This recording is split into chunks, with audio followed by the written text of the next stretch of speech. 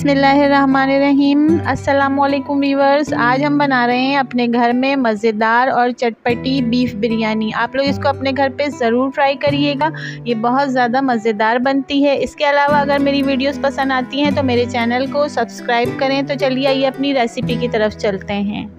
सबसे पहले हमने एक बर्तन में 2 कप ऑयल डाल के गरम कर लिया है। ऑयल गरम होने के बाद इसमें हमने 5 से 6 प्याज बड़े साइज़ के जो थे उनको काट के रख लिया था। अब हमने इसमें वो प्याज डाल दिए हैं और उनको हम गोल्डन ब्राउन होने तक फ्राई करेंगे।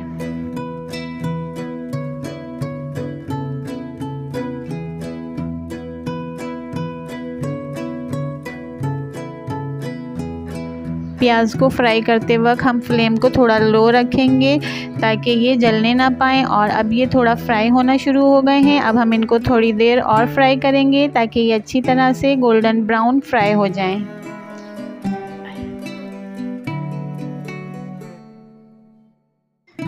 प्याज जो है वो गोल्डन ब्राउन फ्राई हो गए हैं। अब हम इसमें आधी प्याली लहसुन अदरक का पेस्ट का ऐड कर रहे हैं और लहसुन अदरक के पेस्ट को इन प्याज के साथ हम थोड़ी देर फ्राई करेंगे।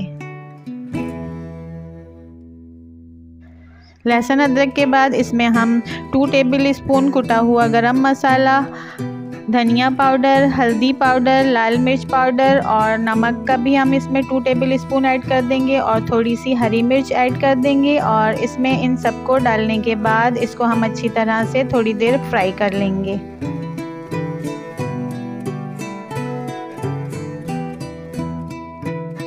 सारे मसालों को थोड़ी देर फ्राई करने के बाद इसमें हम तकरीबन 1 पाव कटे हुए टमाटर ऐड कर देंगे और इन टमाटर को इसमें डालने के बाद इसको भी हम अच्छी तरह से मिक्स करके इसमें थोड़ी देर फ्राई करेंगे।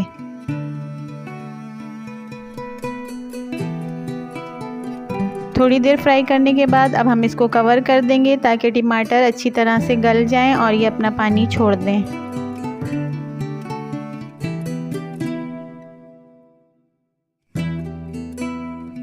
टमाटर थोड़े गल गए हैं और इन्होंने अपना पानी भी रिलीज़ कर दिया है। अब हम इसमें 1 किलो गोश्त है इसको ऐड कर देंगे। इसको मैंने धोकर अच्छी तरह से इसका पानी निकाल दिया है और अब गोश्त को इसमें डालने के बाद हम इसको इसमें अच्छी तरह से मसालों के साथ मिक्स कर लेंगे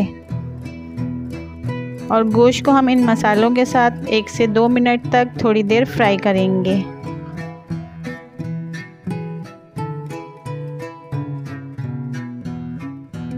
1 से 2 मिनट तक गोश्त को मसाले के साथ फ्राई करने के बाद अब हम इसमें आधी प्याली बिरयानी मसाला ऐड कर देंगे और इसको इसमें अच्छी तरह से मिक्स कर लेंगे। इसके बाद हम इसमें 1 प्याली दही का भी ऐड कर देंगे और इन दोनों को भी इन मसाले और गोश्त के साथ अच्छी तरह से मिक्स कर लेंगे। अब हम इसमें थोड़ा सा पानी ऐड कर देंगे और इसको कवर करके गोश्त गलने तक इसको हम पका लेंगे। 10 मिनट हो गए हैं और गोश्त मसाले के साथ पकना शुरू हो गया है और ये अभी अच्छी तरह से गला नहीं है और इसमें थोड़ा सा पानी भी है। अभी हम इसको थोड़ी देर और पकाएंगे ताकि गोश्त अच्छी तरह से गल जाए और ये पानी थोड़ा खुश्क हो जाए। आधा घंटा हो गया है और गोश्त भी अच्छी तरह से गल गया है और बिरयानी का सालन अब बिल्कुल रेडी है। अब हम इसको चावलों पे डालना शुरू करते हैं। 1 किलो चावल को हमने गरम मसाला और नमक डाल के पहले ही बॉईल कर लिया था और दूसरे बर्तन में इनकी एक तह लगा दी है। अब हम इसके ऊपर से सालन डालना शुरू करते हैं जिसको हमने अभी तैयार किया था। इन चावलों को हमने पूरा बॉईल नहीं किया है बल्कि क्वार्टर बॉईल किया है।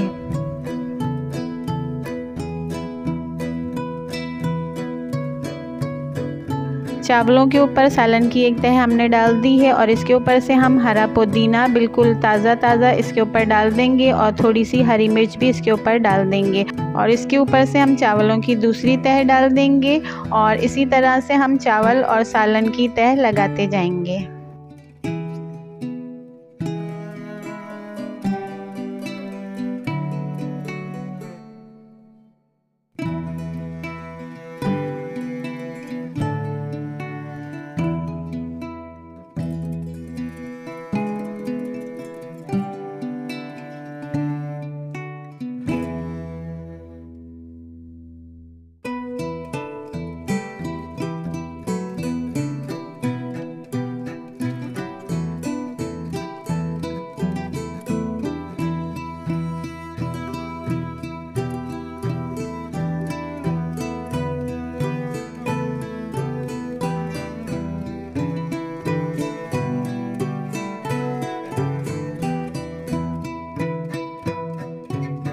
सालन और चावल की तह डालना कंप्लीट हो गया है। अब हम इस पर थोड़ा सा जर्दे का रंग डालना शुरू करते हैं। जर्दे के रंग को मैंने पहले ही पानी में घोल के रख लिया था और इससे इसका कलर और ज़्यादा अच्छा आ जाएगा। आप चाहें तो जर्दे के रंग को स्किप कर सकते हैं। जर्दे का रंग डालने के बाद हम चूल्हे के फ्लेम को बिल्कुल लो कर देंगे और इसको कवर करके चावलों के गलने तक दम पर रख देंगे।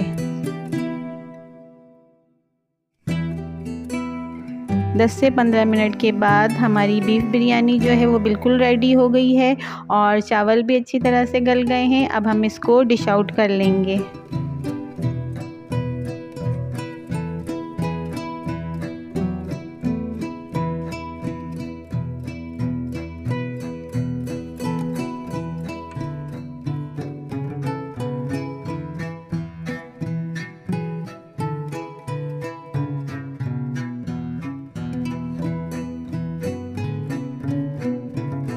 तो वीवर्स, बिरयानी को हमने डिश आउट कर लिया है और हमारी तह वाली बीफ बिरयानी बिल्कुल रेडी हो गई है और ये बहुत ज़्यादा मज़ेदार बनी है। आप लोग इसको अपने घर पे ज़रूर ट्राई करिएगा और मेरी वीडियोस को फ्रेंड्स के साथ शेयर करना और मेरे चैनल को सब्सक्राइब करना मत भूलिएगा। अल्लाह हाफिज़।